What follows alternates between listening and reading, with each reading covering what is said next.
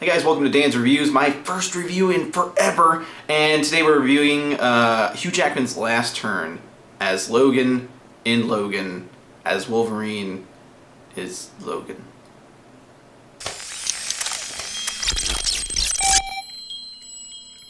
So the time has finally arrived. Logan is out. I've been so excited to see this movie ever since the first trailer came out. Was kind of wary about this being Hugh Jackman's last turn. I'm kind of sad to see him go, but glad that he could finally get out a movie that I think everybody involved can be proud of. I think X-Men Origins was definitely a swing and a miss. The Wolverine was definitely a step in the right direction, but not all the way there. I think this movie gets it all the way there, and I'm very happy they were able to do it at least once, and I... as a longtime Wolverine / X-Men fan of the films and of the cartoons and loosely with the comics. I didn't read too many of the comics, but just following this character's journey throughout all these years has been really interesting, and he's always been one of the highlights of the X-Men movies, and the fact that they were able to get this out and make it rated R and awesome and visceral and you know what? I think they hit some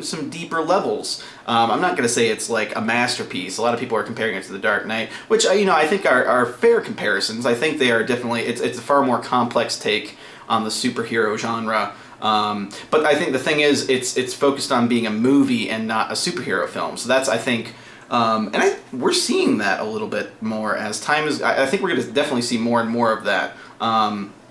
Because, I mean, Marvel's already kind of doing it somewhat by tackling genre.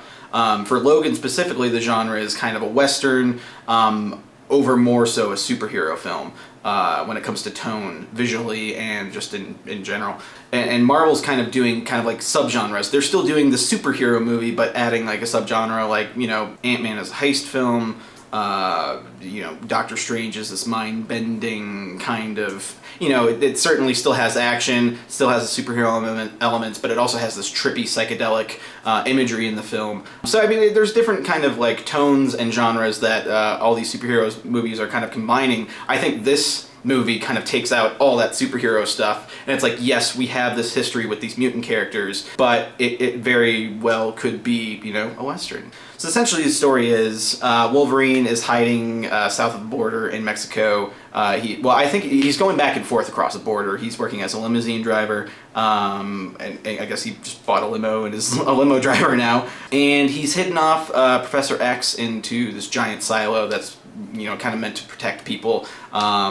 It's just this big turned over water tower or big just tank thing that he hasn't protected in there. Hopefully to kind of bury or whatever, sort of. It's kind of like a reverse Cerebro.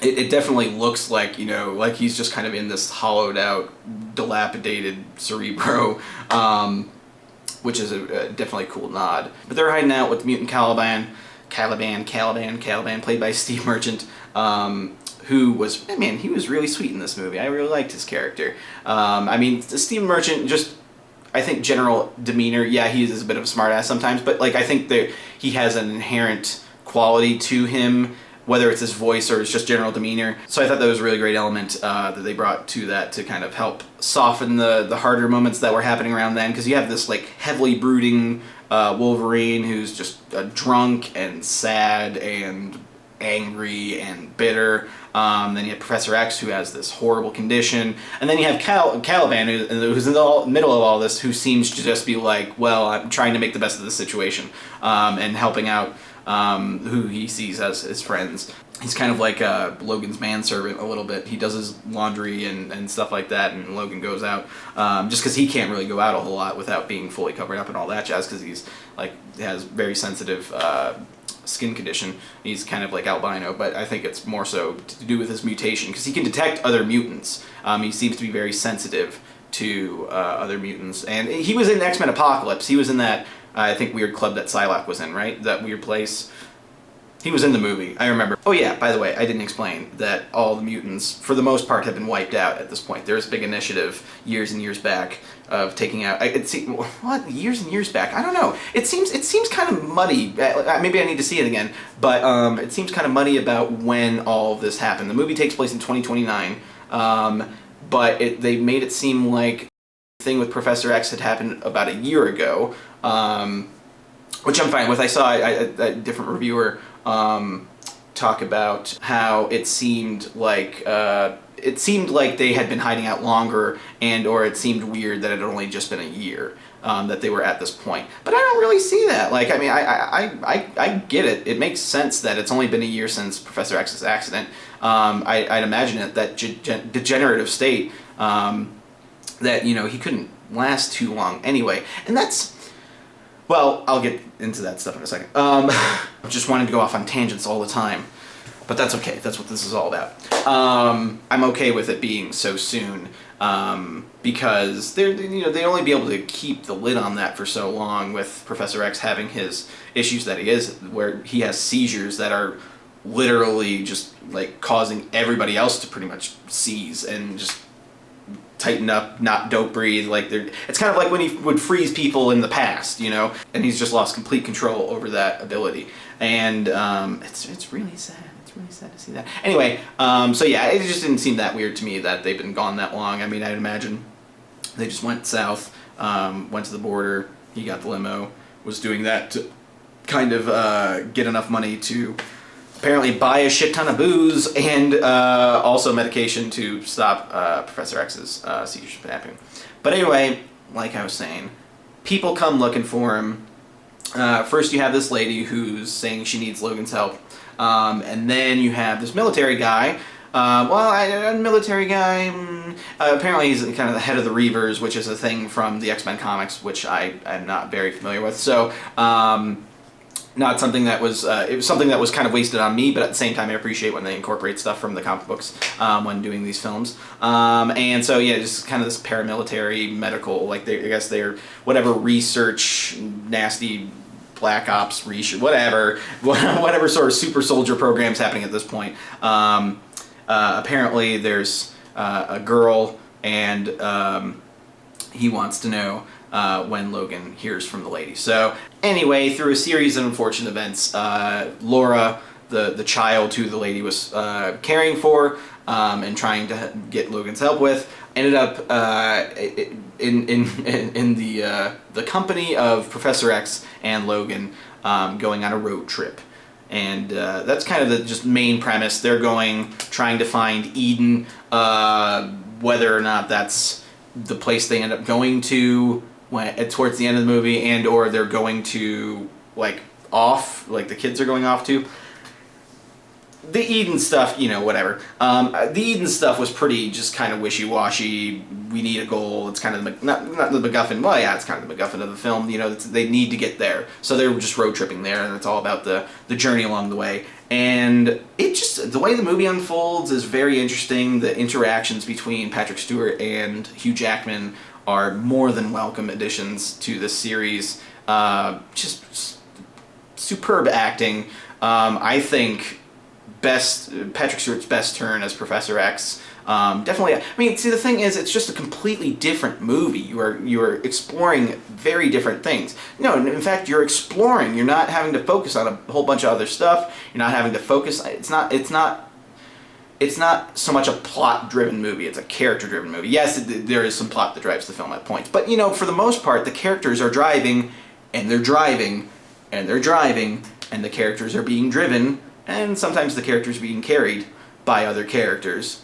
And sometimes other characters are dramatically carrying other characters. You like my insights into the movie? You like my insights? You like those insights I'm giving you? You like my what am I doing? Professor X in this movie consistently expresses his disappointment with Logan. And whether this is from just his general degenerative health that is happening, mental health, it does. I mean, he makes some good points about Logan not really becoming the person that he wanted him to be. And certainly, it's not like Logan hasn't done anything heroic throughout his tenure at the X-Men. He's, pretty much saved the world in Days of Future Past. But just the man he ended up becoming. But I think that's a little bit as well, a bit of a misdirect or a projection from Xavier onto Logan, because obviously Xavier went through some horrible things that included injuring hundreds of people and killing 7 mutants or 7 people. I can't remember specifically. Apparently, they're alluding that he had, inadvertently killed the X-Men. Outside of Logan, obviously. And that's, man. So, I mean, this movie's rated R, so it's going to kind of already dark places visually with the graphic violence, and with the swearing and the just general content. But man, it just gets dark all the way around in a way you couldn't have, I don't think, without going R. I mean, sure, you have the violence and all that stuff, but there's just some real. I mean, you could tell this story without it being rated R. But I mean, I think it would cheat. It would be cheating if you had this dark of story elements going throughout the film, with Professor X having, degenerative brain condition, dementia, Alzheimer's, which, man, the second that popped up in the film, because I personally have had, my grandmother had Alzheimer's, and that was a really tough thing, and whenever stuff like that comes up, it always hits me kind of, I think, harder than I think it would. So when that started, I mean, it's like seeing your grandfather come in and not knowing what's going on and being frightened, and that was really sad. I'm glad they didn't go more into that, because I mean, they didn't really, outside of the seizures popping up, they never really kind of went back to him, not knowing who Logan is and being frightened and all that stuff. But it does play well later into the film, in the scene where Professor X opens up about the accident and is kind of just, he's facing it in a way that I don't think had been able to up to that point. And it's a really sweet moment of reflection and regret, and it plays back to that scene where he said sometimes he doesn't recognize him, and in that case literally didn't recognize him because it was X-24, and that was I mean, you were already having this kind of bittersweet, heart-wrenching moment, and then to have that immediately followed by what is essentially Wolverine killing Professor X. That was a toughie. I appreciate telling a more grown-up adult story from director James Mangold. But yeah, it's just, after having years and years and years of these characters interacting, and even just thinking the grand scope of things, not thinking Patrick Stewart and Hugh Jackman, Wolverine or Logan and Professor X, Xavier. Like, Logan and Xavier have had this really kind of tumultuous relationship throughout their lives. Like, initially he was brought in as a pupil, and that always was kind of a struggling thing. They kind of butt heads in X3, and certainly, obviously, that timeline is kind of out the window after Days of Future Past, but Logan still has all these memories and all this stuff inside of him that he's done, and he had interactions with younger Xavier as well. Like these guys have been through thick and thin for years and years and years, and have been through the apocalypse and back, and just came out stronger. But how strong? Like, what I think the whole crux of Logan is about learning to live with what you've done, and can you live with what you've done, and is there redemption there? What is that redemption? Is it attainable? And I think Logan is just, by the beginning, the start of this movie is just completely beaten down. He is in the shittiest situation. He can barely afford to keep the professor contained. He could barely just bring any joy or happiness or anything into his life. He's just living with Caliban out in the middle of nowhere with Professor X locked up in a tank. And he's just drinking and driving his limo and doing that, just dealing with shitty people every day, for the most part. So, I mean, he's a lost dude, and it takes Laura to bring him back, and it's such a great relationship between the story and the characters. I think there's a lot there to really be kind of dug into. I haven't really focused on X-23 at all, or Laura, but she, really visceral, crazy, just kind of little scrappy fighter who just goes through and destroys dudes. Really great. She kind of played by Daphne Keane. She was really, really good. Definitely kind of had this magnetic charm to her. I mean, it's one of those things where the character doesn't speak for the majority of the movie. She kind of reveals towards the end, probably like the last third of the movie, that she can talk, and mainly Spanish, but also some English. She seems to be able to speak both, but she starts off just speaking Spanish and stuff. But just even without the speaking stuff, just there's something behind her eyes that are just fascinating to watch. You could see a lot of the things that are going through her head, or at least the thoughts or emotions, at least. At points she seems annoyed, other times frustrated, but she's always just looking for that connection, and she's not getting it from Logan, and Logan's just very unwilling, and Professor X, if it weren't for Professor X pushing him, none of this would have happened. But anyway, I think there's probably a deeper analysis that can be broken down into this film that I hadn't really even gotten into when it comes to the characters and stuff like that. Let's talk X-24 for a second. X-24, when they have, because they kind of foreshadow it a little bit, they talk about prepping X-24. I didn't really see, I luckily didn't see where that was going, but a lot of this movie kind of telegraphs what's going to happen. The second, Xavier and Logan were on screen for the first time, and we saw what was happening with Xavier, I knew for certain he was going to die. I was 90% certain they were going to kill him off in this film, which didn't bother me because they had done it once before in X-Men 3, and it doesn't really bother me that they did it again. I mean, this one, I think, certainly is played a little bit differently, but I think played very well. I think that it was very grand in X-Men 3, and this one it was a little bit more simple, but very much well served the story. And also the second they, so I had an inkling that Logan was going to die in the film, but the second they showed Shane on them watching Shane on television, which I haven't seen a long ass time, but I had seen as a kid, and subsequently read more about it and seen it one more time when I was a teenager. It was, I knew he was going to die, just because the way that the end of that film kind of plays out, and what they kind of allude to, and or straight up show. But I was excited for how it was all going to play out. But the X-24 stuff I didn't see at all, and I loved that it was, I mean, X-24 is essentially Logan's greatest fear. It's his pure, it's the embodiment of his rage.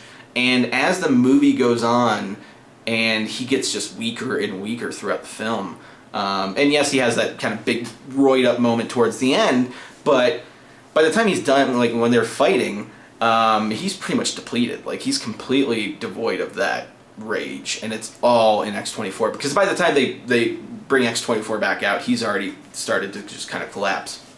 And I like that. I like the idea of it's kind of like the man Logan wants to be fighting against the thing he fears the most, the pure rage that's inside him that has come from fear and him killing so many people over the years, right or wrong. And that's what the movie talks about, is like, right or wrong, it takes a toll.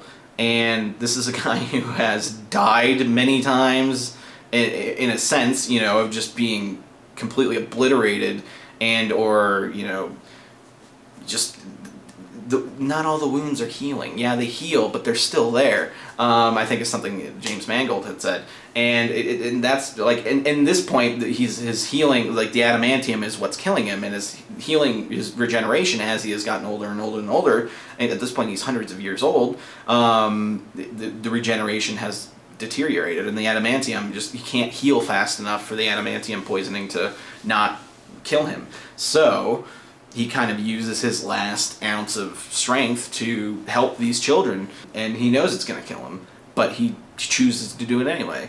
And that final scene where X-23 Laura gives that speech from Shane over his grave, and then turns the cross sideways to make an X.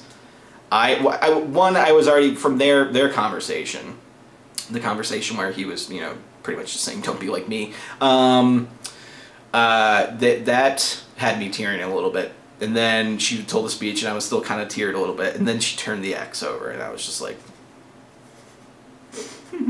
That movie made me cry a couple times. And I not that that's a standard of greatness or anything, but any movie or anything that makes me, emotional or feel something when it comes to just characters. Like, it's a story. It's incredible when stories can do that. And those are my favorite kind of stories that make me... feel things for, a certain period of time, and then I just go out in the world and it's like, oh, yeah. So, I mean, it hit all the marks for me. I laughed, I cried, I cringed. There was just some brutal violence in this movie. Arms getting cut off, heads getting stabbed. What was the point? There was a shot I think it was in the car, I think Laura sporks a guy through a window, and the blood just splatters on the window, and it's just like, holy shit, there's the violence in this movie. And the moments, there are just some moments. The part where after the farmer guy had seen X-24, killed his family, attacked him, after he shot X-24 and then saw Logan coming to him and him pulling the trigger and the bullets being out, oof, and then dying right after, that scene, I was just like, Jesus. Like, that was a heavy moment. And this movie is full of so many heavy moments, but, like I said, there's the whole other gambit. Patrick Stewart had some really great moments of levity in this film. So did Daphne Keane, as well as Hugh Jackman. I think that, they all had some really great moments when it came to humor and drama and just all that jazz, and even action. I don't know. I think I rambled a fair bit on this film, but it's just really, really good. I liked it a lot. Is it the best thing ever since sliced bread? No. Is it the best superhero movie ever? It's certainly up there, but it's also just a really, really great movie. That's what I kind of want to qualify it as. It's like, it's just a really great movie to me. When I think about it, I just want to take it out of the context of it being a superhero film, because I think it's more of a character film, that just the characters happen to be superheroes. Which, same thing with Dark Knight, and that series somewhat. I think more so Dark Knight than the other ones. I think Dark Knight's more of a crime drama, with kind of a mastermindy guy behind pulling the strings, doing with that plot with the Joker and stuff. So you have those elements, and it's a similar thing kind of this way. I liked that it's stripped down. I liked that it's simple. I liked that it's a basic story. We need to get here. We need to get this person here. This is why. This is this situation. Moving on from there. And it just all plays out so well. There wasn't anything in there that I was like, outside. Okay, no. One nitpick that I will point out, that I did think about when I was watching the film, was when they were watching the video of the lady on the cell phone just explaining. I mean, you needed an exposition dump at some point. Somebody had to explain it, and this was kind of the fastest way and easiest way to do it, where they're watching the video that the lady put together on her phone. But she must have spent some time in Premiere going through and cutting all that together. And also there were points where she was filming the Dr. Rice or whatever his name. Who was Dr. Rice, by the way? Was he supposed to be related to Stryker or something? I didn't quite get what they were going with Rice. But Rice is behind a door, and he's talking to a nurse, and he's facing towards where the camera would be. It's kind of this position, and here's the camera lady filming through the door, and he's kind of pretty much straight up looking at her, but not full on. But they're talking, and there's it sounds like they're microphoned, because it's through a door, and it sounds like the camera's right on the other side of the door. So there's just little. It just, as somebody who edits video and spends a lot of time with video, it took me out of it. I could understand how a lot of people would probably watch that and not even think about it. But that was the only thing that I watched, and I was like, That's my review of Logan. Hopefully you guys saw the movie and enjoyed it. If you didn't see the movie, I just talked about a bunch of spoilery stuff. What the hell? Why'd you watch this? But yeah, let me know what you guys thought about Logan down in the comments below. I might reply to some of y'all. And yeah, thanks for watching. More reviews coming soon, man. Oh, Logan.